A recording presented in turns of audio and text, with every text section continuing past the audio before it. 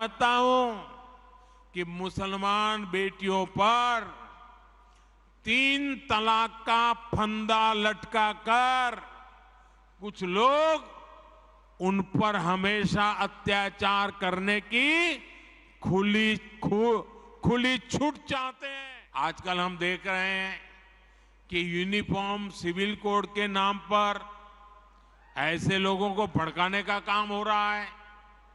आप मुझे बताइए, एक घर में परिवार के एक सदस्य के लिए एक कानून हो, परिवार के दूसरे सदस्य के लिए दूसरा कानून हो, तो क्या वो घर चल पाएगा? क्या कभी भी चल पाएगा? क्या फिर ऐसी दोहरी व्यवस्था से देश कैसे नमस्कार, मेरा नाम अमरिंदर कुमार है और आप हर एक तक देख रहे हैं।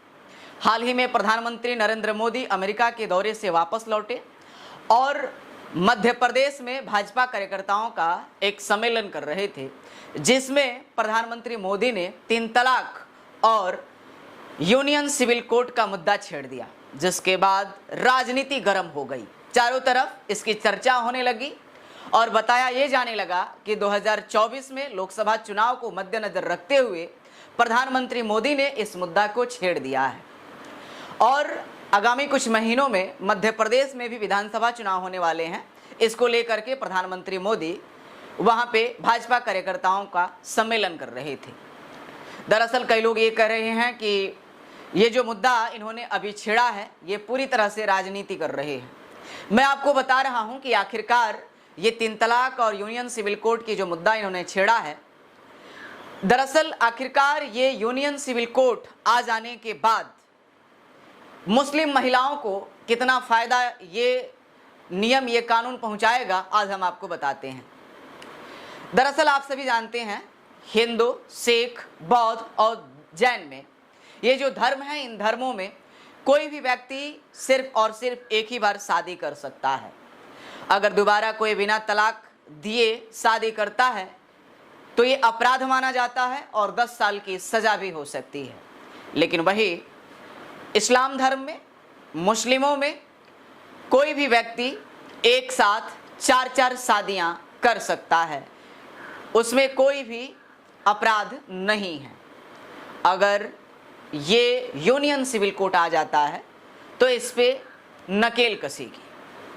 वही अगर बात करें तो मुस्लिम पर्सनल लॉ के हिसाब से जो है, मुस्लिम धर्म की जो लड़कियां हैं 15 साल के बाद शादी कर सकती हैं, लेकिन वही हमारे हिंदू धर्म, जैन, बौद्ध, इसमें लड़कियां जो है 18 साल के बाद ही शादी कर सकती हैं।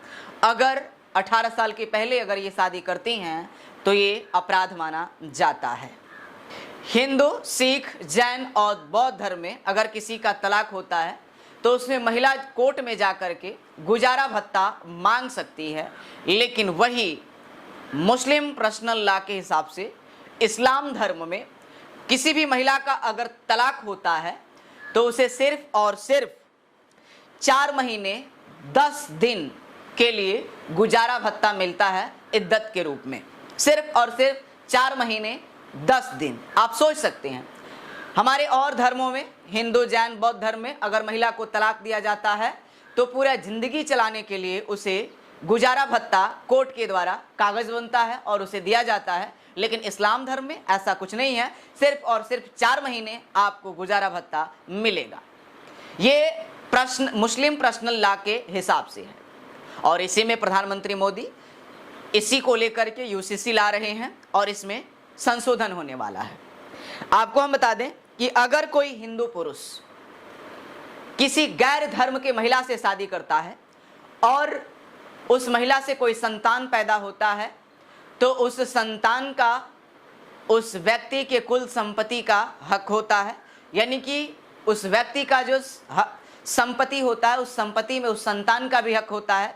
लेकिन वही इस्लाम धर्म में या फिर वही मान लीजिए ईसाई धर्म में अगर कोई पुरुष किसी गैर धर्म वाली महिला से शादी करता है तो उससे पैदा होने वाले बच्चे को उसके संपत्ति में कोई हक नहीं मिलता है। अगर यूनियन सिविल कोड आता है समान नागरिक संहिता आता है तो एक समान कानून होगा, सभी धर्मों के लिए एक समान कानून होगा और सभी के लिए बराबर का नियम होगा। ये कानून यूनियन सिविल कोड, ये कानून ईसाई धर्म पर भी लागू होता है और इस्लाम धर्म पर भी लागू होता है, मुस्लिमों पर भी लागू होता है। लेकिन जिस तरह से कुछ लोग इस नियम को लेकर के, इस कानून को लेकर के हाय तौबा कर रहे हैं, ये नियम को लेकर के ईसाई धर्म में कोई हाय तौबा, कोई परेशानी नहीं है। हिंदू धर्म में पति पत्नी तलाक देने के बाद अगर चाहें आपस में फिर से दोबारा शादी करना तो फिर से दोबारा शादी कर सकते हैं।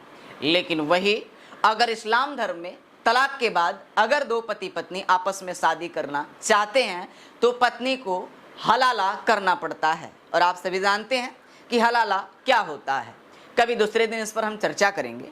तो ये नियम है, अगर ऐसा होता है, यूसीसी आता है, यूनियन सिविल कोड आता है, तो इन सभी चीज़ों में बदलाव होगा, सबके लिए समान नियम, समान कानून, समान व्यवस्था होगा। इसी तरह हम संपत्ति के मामले में अगर देखेंगे तो मुस्लिम महिलाओं के साथ बहुत ज़्यादा अत्याचार होता है।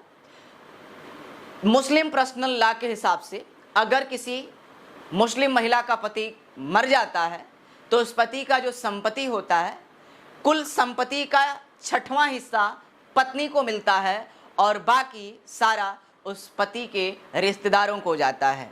ये कैसा नियम है? लेकिन वही हमारे हिंदू धर्म में जो है पति का कुल संपत्ति पर उसके बेटे, बेटी और पत्नी का अधिकार होता है। लेकिन मुस्लिम धर्म में ऐसा नहीं है। अगर ये यूनियन सिविल कोड आ जाता है तो इसमें मुस्लिम महिलाओं का ही फायदा है।